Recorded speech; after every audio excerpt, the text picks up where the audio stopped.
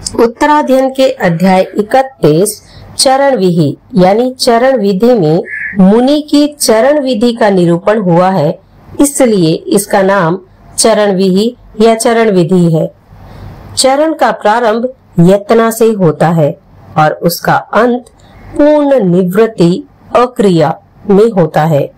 निवृत्ति यानी अक्रिया के इस उत्कर्ष को प्राप्त करने के लिए जो मध्यवर्ती साधना की जाती है वह चरण है। मोक्ष प्राप्ति के 4 साधनाओं में यह तीसरी साधना है। प्रवृत्ति और निवृत्ति ये दोनों साधना के अंग है। मन, वचन और काया की गुप्ती का अर्थ है निवृत्ति और मन, वचन और काया के सम्यक प्रयोग का अर्थ है प्रवृत्ति। प्रवृत्ति और निवृत्ति दोनों सापेक्ष शब्द है। निवृत्ति का अर्थ पूर्ण निषेध नहीं है और प्रवृत्ति का अर्थ पूर्ण विधि नहीं है। प्रत्येक निवृत्ति में प्रवृत्ति और प्रत्येक प्रवृत्ति में निवृत्ति रहती है। इसके अनुसार निवृत्ति का अर्थ होता है एक कार्य का निषेध और दूसरे कार्य की विधि, तथा प्रवृत्ति का अर्थ होता है एक कार्य की विधि और दूसरे कार्य का निषेध। आइए अब इस अध्ययन के 21 श्लोकों का हिंदी अनुवाद जानते हैं। अब मैं जीव को सुख देने वाली उस चरण विधि का कथन करूंगा जिसका आचरण कर बहुत से जीव संसार सागर को तर गए। भिक्षु एक स्थान से निवृत्ति करे और एक स्थान में प्रवृत्ति करे, असंयम में निवृत्ति करे और संयम से प्रवृत्ति करे। राग और द्वेष ये 2 पाप कर्म के प्रवर्तक है। जो भिक्षु सदा इनका निरोध करता है वह संसार में नहीं रहता। जो भिक्षु 3 दंडों, गौरवों और शल्यों का सदा त्याग करता है वह संसार में नहीं रहता। जो भिक्षु देव, तिर्यंच और मनुष्य संबंधी उपसर्गों को सदा सहता है वह संसार में नहीं रहता। जो भिक्षु विकथाओं, कषाओं, संज्ञाओं तथा आत्र और रौद्र इन 2 ध्यानों का सदा वर्जन करता है वह संसार में नहीं रहता। जो भिक्षु व्रतों और समितियों के पालन में, इंद्रिय विषयों और क्रियाओं के परिहार में सदा यत्न करता है वह संसार में नहीं रहता।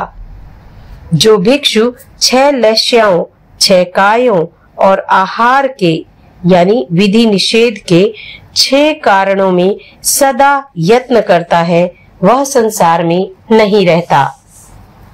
जो भिक्षु आहार ग्रहण की 7 प्रतिमाओं में और 7 भय स्थानों में सदा यत्न करता है वह संसार में नहीं रहता।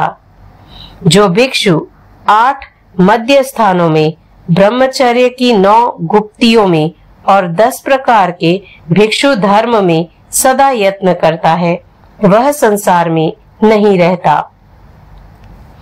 जो भिक्षु उपासकों की 11 प्रतिमाओं तथा भिक्षुओं की 12 प्रतिमाओं में सदा यत्न करता है वह संसार में नहीं रहता।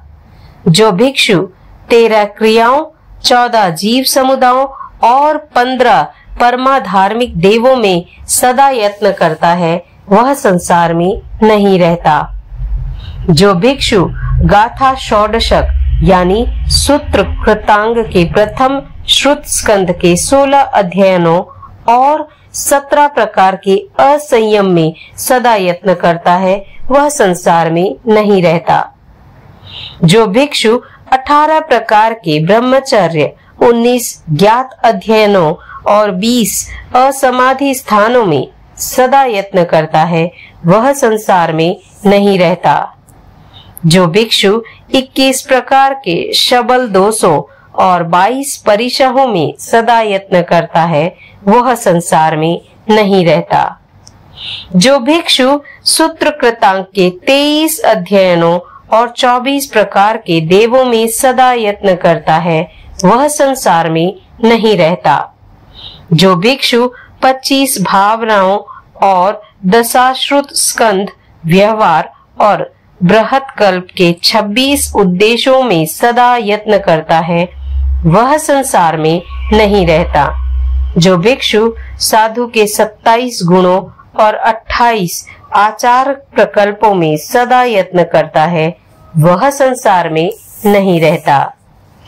जो भिक्षु 29 पाप श्रुत प्रसंगों और 30 मोह के स्थानों में सदा यत्न करता है, वह संसार में नहीं रहता।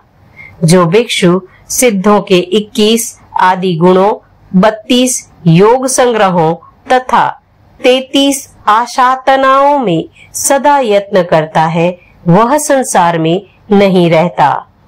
जो पंडित भिक्षु इस प्रकार इन स्थानों में सदा यत्न करता है, वह शीघ्र ही समस्त संसार से मुक्त हो जाता है। ऐसा मैं कहता हूँ।